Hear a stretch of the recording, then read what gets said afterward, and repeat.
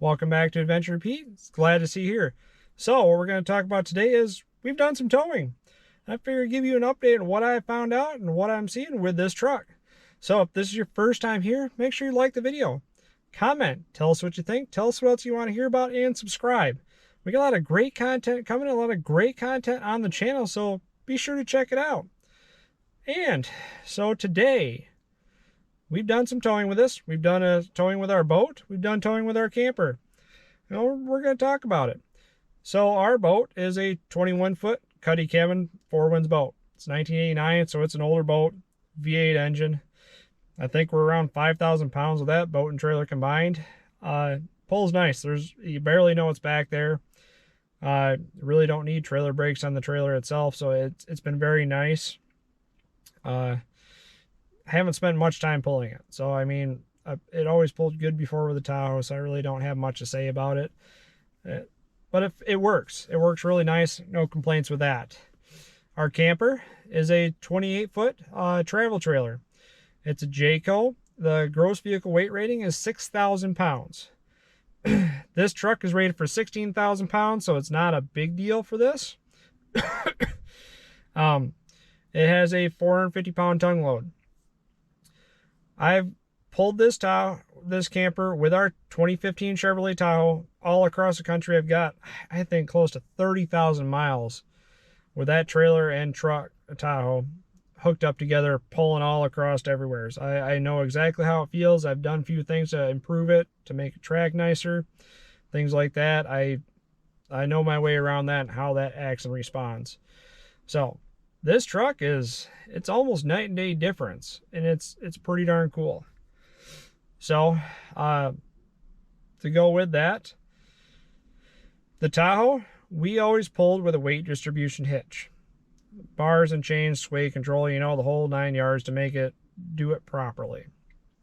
With this trip, I did not have time to prep any of that. We were busy with other things. We had breakdowns. We had sick kids. I mean, we were under the gun. I didn't have time. I wasn't too worried about that.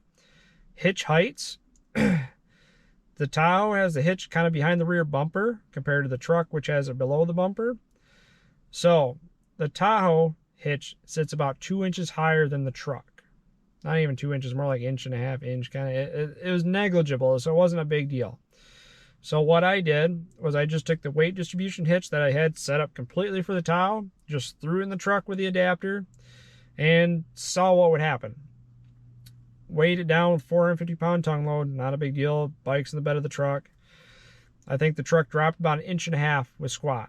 So it actually sat almost level all the way across, and it was pretty nice. The camper ended up having about 2.5 inches of rake forward. And I think we were about level or 1/2 inch forward with the Tahoe, so it was almost on the money. So we actually had rake forward. I chose not to use any weight distribution bars. I chose to use no sway control and be in pitch forward. I wanted to see, at worst case scenario, how it would react and how it would respond. We did have wind that day. We had construction. We had traffic. I mean, the roads were crap. So we got to test it as it was. The first half, the first leg, going pretty much across the state, stopping for rest areas, things like that. We did 193 miles with 9.41 mile per gallon average. That was what was telling us on the dash under the towing control center. So it was pretty nice. It just kind of tracked everything, kept up with that. And if you ran like 63 miles an hour, I was getting like a solid 10. A solid 10 miles per gallon. Obviously went down to like 9 if I was going 65, and 8, 9, somewhere in that area if I was pushing 70. But it was interesting to see. We just kind of booked it and saw what we got when we got there. End of trip, so there and back, we ended up with 386 miles on the truck. That's what was saying on the dash with it hooked up to the camper. And we also got 9.41 miles per gallon average. So I was playing with different speeds, seeing what the fuel economy was, and seeing where it actually settled out on it. So it was pretty interesting to see. We've got 3,500 miles on the truck. So we're out of break-in almost. I mean, we're just on the backside, and normally has a 4,000 mile break-in for the transmission to really tune itself in. But we've done an oil change on the truck already, so that's been good to go. I checked for oil consumption. I have not seen any oil consumption yet, even at the end of the trip. So we've got about 2,000 miles on the oil change itself and no consumption and pulling the camper. Running the distance, the transmission pretty much kept us at 2,000 RPMs right at the beginning of the power band. It pulled really nice and smooth. We did not really hear much out of the engine. It was pretty quiet all the way across. The whole truck was quiet pulling. You knew the camper was back there because you could see it in the mirrors, but it didn't seem like you were really working the truck as hard as it could be done. So it was really nice. Our Tahoe pulling, you could hear the engine run. You could hear it working hard. You could tell it was back there. So that's an interesting thing to note with that. Truck compared to Tahoe with fuel economy, their numbers were about straight across the same. Speed for getting the 10 miles per gallon at 63 miles per hour, that's pretty much what the Tahoe was getting straight up. So 6.6 versus 5.3, 10 speed versus 6 speed, 373 gear ratio versus 342 gear ratio. They're about the same all the way across. The only thing I can say the difference is the Tahoe is more aerodynamic. It's not a big old wind sail. It's not breaking the wind as hard as this truck. So even though this is rated to tow better, it can handle it better. That's just more aerodynamic. But it was interesting to see the fuel economy is almost the exact same between the two. So that was pretty cool. Handling is what really set itself apart. Tahoe, I had weight distribution, sway control. Everything was set up the way it should be to handle it. And we did get a lot of wag the dog. The camper did in the wind, especially when we're getting overtaken by a semi. It did definitely push that Tahoe back around with a short wheelbase.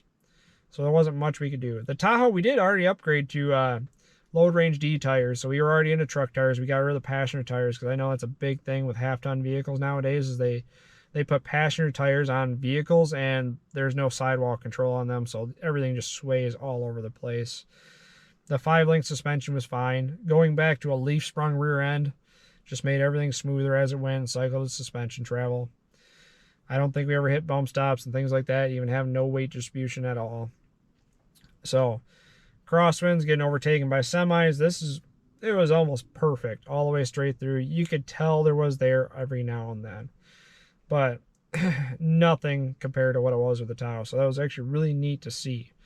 There's even times we were fighting construction zone where there was tight barriers and tight small lanes, and we had a semi try passing us on the one side, and it was like, let's try to make sure we stay in our lane. Hopefully he stays in his lane and we're not making contact with each other while we're going through there. And it rode very nice and was under control very well. So it was a really nice experience. I've really enjoyed pulling with this truck. The extra fuel tank capacity was very nice. With that Tahoe, running our fuel economy, it has a 21-gallon tank. Doesn't get you very far. So basically every 3 hours, I was stopping for fuel because I always stop at a quarter tank.